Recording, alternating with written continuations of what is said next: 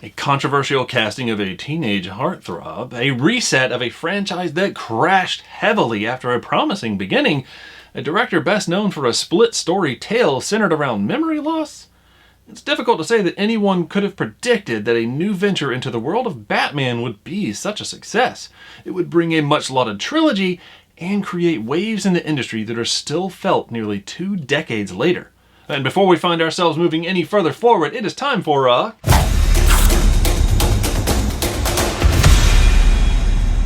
the original Batman film series that began in 1989 and dominated the film industry through 2 successful sequels, 1992's Batman Returns and 1995's Batman Forever, unfortunately found its demise in a 4th entry, 1997's Batman and Robin. Over-the-top scenes and imagery, a second recasting of Batman, a villain-heavy semi-plot that left no room for true character development, the movie was less about the story and depth that any one character would need, and more about flash and cash. Even some of the biggest names in Hollywood couldn't save a fan base that was exhausted in what their beloved Batman and Gotham had become. The failure was enough for a massive big-screen retreat from the incredible stories that lie in the pages of countless comics. A retreat that lasted almost an entire decade. Fast forward to 2005 when massive rumblings about a new Batman movie coming that summer. Was the world ready? Was it still too soon? As fans could still sense the bitter taste of cheesy one-liners and absolute injustices on Rogues Gallery favorites? The answer? No, it was not too soon, but also the world may not have been ready. With a film that is often credited to be one of the pioneers and examples of a reboot, Gotham was reset. Wayne Manor was something new. Bruce Wayne / Batman was in the hands of a master of their craft. In 2005, Batman Begins. Fans around the world embraced a new telling of the origin story. A dark Gotham, a broken, lost, brooding Bruce Wayne trained at the hands of Ra's al Ghul himself, only to part ways as the two had different ideas on how to handle the world and Gotham's concerns. And Gotham's concerns? A city gripped with literal fear induced by a chemical designed by Dr. Jonathan Crane, aka Scarecrow.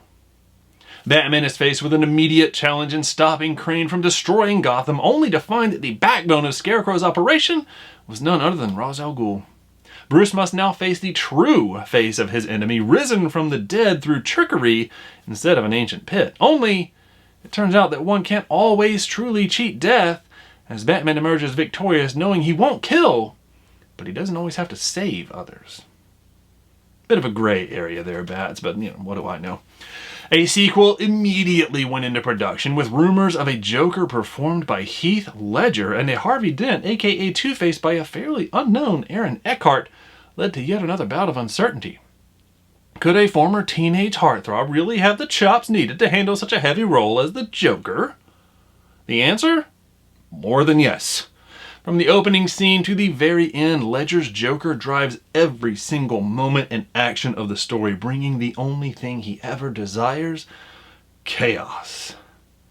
Devastating Gotham's largest crime organization, manipulating those sworn to protect into those willing to kill, even turning Gotham's White Knight, Harvey Dent, into the villain Two-Face with no one able to stop them but Gotham's protector, the Dark Knight.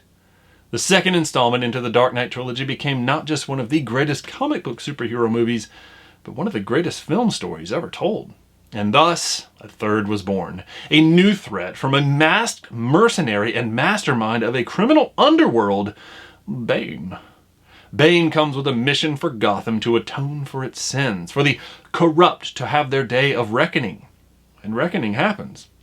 In a loose adaptation of the No Man's Land storyline, Gotham is cut off from the outside world, with a threat of nuclear destruction thanks to a weaponized reactor core stolen by Bane and hidden in Gotham.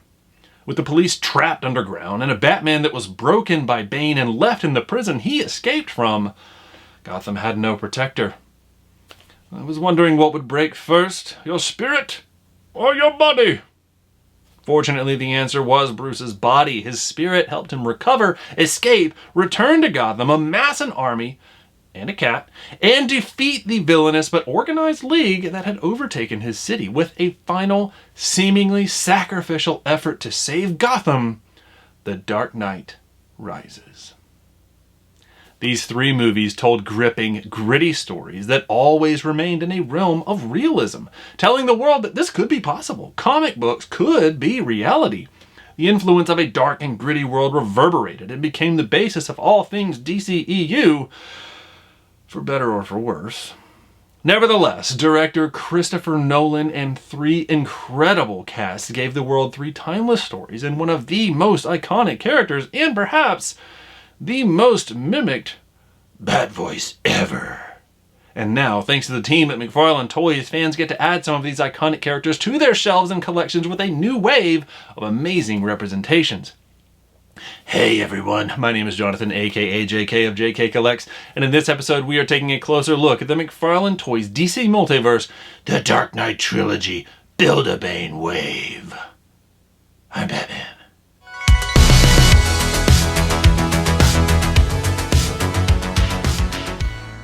Hey everyone, welcome back, and here we have it, the Two-Face figure, Harvey Dent, or number 3 of 4 in the Collect to Build, the Build-A-Bane collection from McFarlane Toys. Let's take a look at the back. There is that same presentation, our promotional image of Tom Hardy as Bane. To the right, we have our Collect to Build collection, so this one comes with the torso for Bane, and then down there at the bottom, we see the card that comes with this one. That is the I Believe in Harvey Dent, that promotional poster, but that promotional image that comes with it. So over here on the side, we have Two-Face, the Dark Knight Trilogy. There's our DC Gaming 7-inch sticker, and there is our Dark Knight Trilogy icon. And let's flip it around to the other side. There is Two-Face, our side view of the figure and everything that comes with it. The DC Universe Infinite QR code with it available in the App Store and the Google Play Store. Let's flip it around to the front, take a look at the figure, but let's do that exploded view. Boom, there we go. So we can see everything that comes with it. So we've got our Two-Face holding his coin. There is our figure stand, and there is our I Believe in Harvey Dent card. We've got the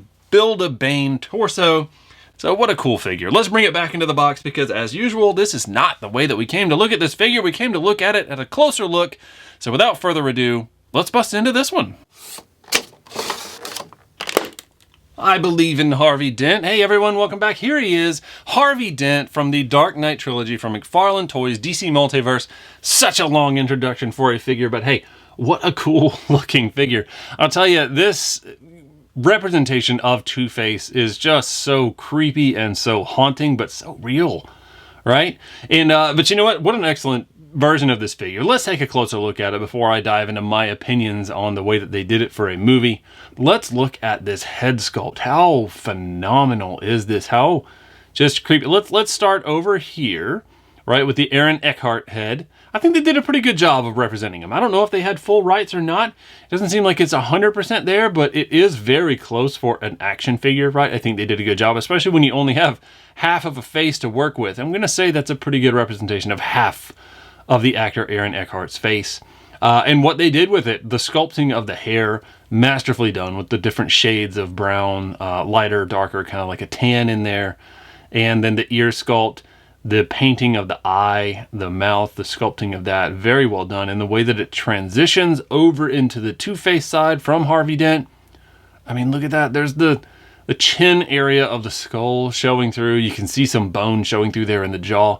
Look at the massive eyeball showing through. I mean, just it's disgustingly amazing. All of the little musculature that's showing in there, the tendons, all of that stuff. They did a magnificent job in also showing that it is burnt. I mean, look at the shine of the burn on the neck. They went all the way down on that. It just feels grotesque highlighting this thing, but gosh, they did an amazing job.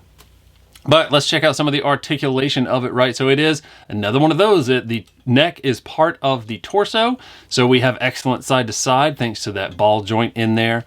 Let's look at up and down. So up, wow, fantastic. Not bad at all. And then down, also fantastic. Good chin to chest effort. And then, you know, with the hair not really getting in the way too much because you only have 50% hair, he can look up fairly well, especially if you kind of cock it to the side and let the, we'll say the burnt side do most of the work. And then, of course, full Exorcist rotation. I have no doubt on that one. So there we go. That worked very well. The burn on the jacket, and it is textured, right? So this is not just painted on. That is actually sculpted in, textured burn. And I'm guessing that is supposed to be a liner that is the red showing through, or blood. I'm not really sure what the idea is with the red. I'm guessing it must just be blood that's like running down. I'm not sure though. But regardless, it is very well done. I am a big fan of it. It does attach up here on the lapel to the shirt, so you can't really pull it back to look at the shoulder. But if we look closely at the shoulder, it looks like we don't necessarily have a functioning butterfly joint in there. But boom, that does not take away from flexibility, right? So it does flex pretty far back. It does that full rotation. We have the bicep tricep rotation there. We have the double elbow. Look at that. Oh my gosh. He can pull a magic quarter from his own non-existent ear. So there we go. And then speaking of the coin, right? So there we have one side. And look, we also have a messed up or scuffed or just imperfect faceless side is what we'll say, right? So very interesting. That's odd, right? You'd almost think that it would be both. But it kind of looks like this is intended to be a face. I can't really tell. And then on that side looks like it's not. I don't understand what they decided to do on this one, right? Is it the original I create my own luck coin, or is it supposed to be the damaged version and this is the damaged side? It just doesn't really show. It kind of looks like they had a coin that was both sided and then they just kind of covered it with something, because they definitely don't match. But I'm spending a lot of time talking about a coin. The other arm has the same articulation, even if it's not as burnt and singed. And then in the mid-torso, we have that full range of motion that we're getting with a lot of the McFarlane toys. Pretty good backwards arch, right? Not bad at all. And then the forward, also very good. I mean, just by seeing how the jacket billows out right there. And I like that the tie is separate and flexible, so it does move, and we have that articulation sculpting of the shirt that follows all the way up. We have waist rotation, and we have the belt with the flexible crotch piece that helps mask any kind of gaps that would show up in there. So there may not be a lot to this figure, but it is very well done. I like this Two-Face. I just don't necessarily like the texture change here in this crotch piece all the way across, like both sides, that does not match the pants texture. So that's very interesting. I'm curious why that happened. That would be one thing that I would definitely ding this on, is I don't know why the textures are different, because it is the same pair of pants. But I digress, and let's check out the leg flexibility, because we have a double knee with, wow, look at that, all the way up. Pretty good flexibility there. And then we don't have any calf or upper thigh, but we do have that lower for forward and backward. But the cuff of the pant is, of course, impacting that, getting in the way. We do still have that toe articulation, and we do have the ability of doing the sprained / semi-broken ankle. So not bad. And then the other leg has that same capability. Taking it a step back so we can look a little bit more at those paint apps. We kind of saw them as we went through, right? So along here, the sculpting, the texture to that, the burn, and the red paint that's in there that I'm assuming is supposed to be blood running down, because if half of your face got burnt off, I imagine you're probably going to get blood, at least on that half of your clothing. And then around here on the back, very cleanly done, right? So nothing really amazing to stand out, good or bad. Nothing bad. Everything is good. That's what I'll say. I'm not going to say nothing good. That is very well done, because he's Harvey Dent, right? He was the DA, so he's in a suit. He's going to be in that presentation. And then this is Two-Face. This is a very realistic style of Two-Face. Well, that about brings us to the end of this dark and brooding episode. Thank you for taking the time to join us. Now, if we ever do a review of something that you are trying to find for yourself, please follow and DM us on Instagram at JKCollectsToys, so we can help with the search if we don't already have a way of getting one. Also, if you enjoyed this episode, let us know in the comments, and let YouTube know by subscribing and clicking that like button. The more that happens, the more it helps the channel, because YouTube will recommend us, so we can hopefully reach even more people and collectors and help them find the things that they need. Now, if you'd like to see some more videos, we do have some links on your screen for you to check out. But above all, as always, collecting or not, we are all in this world together. Let's look out for each other. Thanks.